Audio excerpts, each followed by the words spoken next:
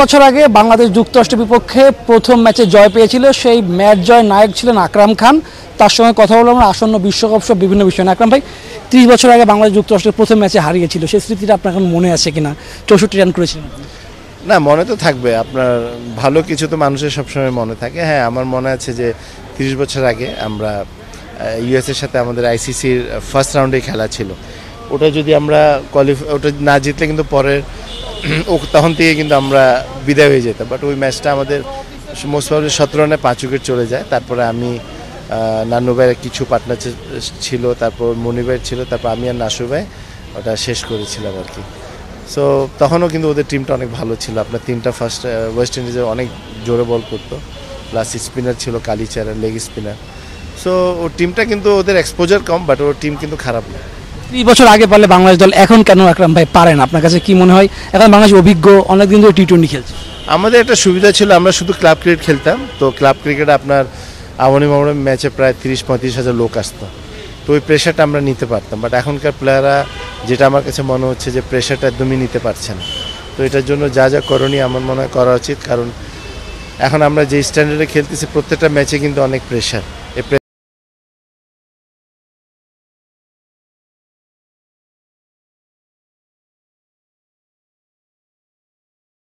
আমরা হেরে যাচ্ছি আকরাম ভাই, কোথায় ল্যাকিং আছে? অনেকে বোর্ডের দোষ দেয়, কিন্তু আপনার সবসময় সুযোগ সুবিধা তাদের দিচ্ছেন, কিন্তু ক্রিকেটের সবসময় সুযোগ সুবিধা পাচ্ছে, সব সেক্টরে কোচ ছিল, আপনার সব সেক্টরে কোচ ছিল না।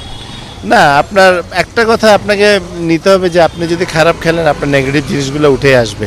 এটা বোর্ড বলেন, এটা প্লেয়ার বলেন, এটা কোচিং স্টাফ বলেন।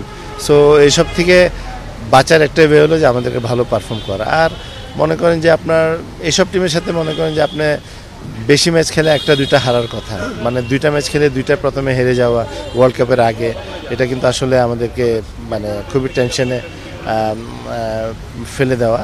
সো এখন একটাই ওয়ে হয়েছে, কারণ যারা আপনার 11 জন যারা খেলবে ওদেরকে কিন্তু ভালো করতে হবে এবং দায়িত্ব নিয়ে খেলতে হবে। এবং রোলটা কি সেটা হলো ভেরি ইম্পর্টেন্ট। যে আমি মনে করেন গিয়ে ওখানে প্রথম 6 ওভারের অ্যাডভান্টেজগুলো নিতেই হবে।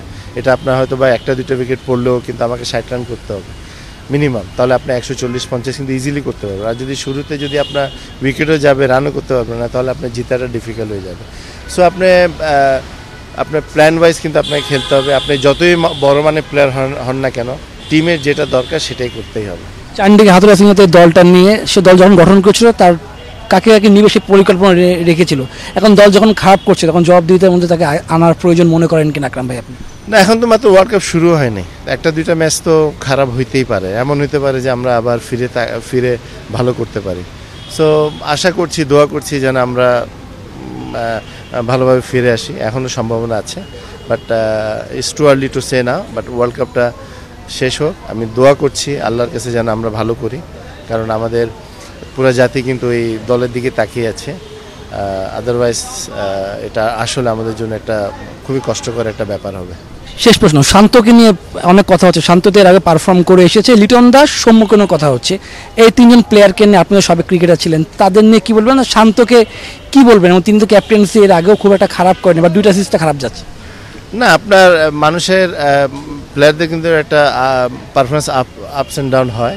তো আমাদের ব্যাড লাগ যে আমাদের প্রথম সারি 3টা ব্যাটসম্যান কিন্তু এখন ফর্মে নাই, সেটা কিন্তু আমাদের জন্য অনেক বড় একটা মাইনাস পয়েন্ট। সো এটা কিন্তু আমাদেরকে চিন্তা করতে হবে। এবং টি-20তে আসলে ফর্মে আসাটা ডিফিকাল্ট। আপনার লঙ্গার ভার্সন খেলে আপনার ফর্মে আসাটা ইজি, বাট তারপরেও যেহেতু এখন কোনো উপায় নাই, এখন এর মধ্যেই কিন্তু আমাদেরকে এই 3জন থেকে যদি 2জন ফর্মে চলে আসে তাহলে টিম ডেফিনেটলি ভালো করবে। এনি হাও প্রেশার রিলিজ করে আমাদেরকে পারফর্ম করতেই হবে। একদম ভাই, 2014 আমরা অনেক আগে থেকে 7 সাল থেকে টি-20 খেলি। যুক্তরাষ্ট্র 2019 সাল থেকে টি-20 রেগুলার হয়েছে।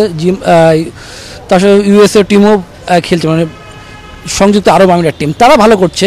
কিন্তু আমরা, আফগানিস্তান ভালো করছে, কিন্তু আমরা বারবারই পিছিয়ে যাচ্ছি এই ফরম্যাটটা নিয়ে। এই ফরম্যাটে বাংলাদেশে অনেকগুলো খেলা আছে।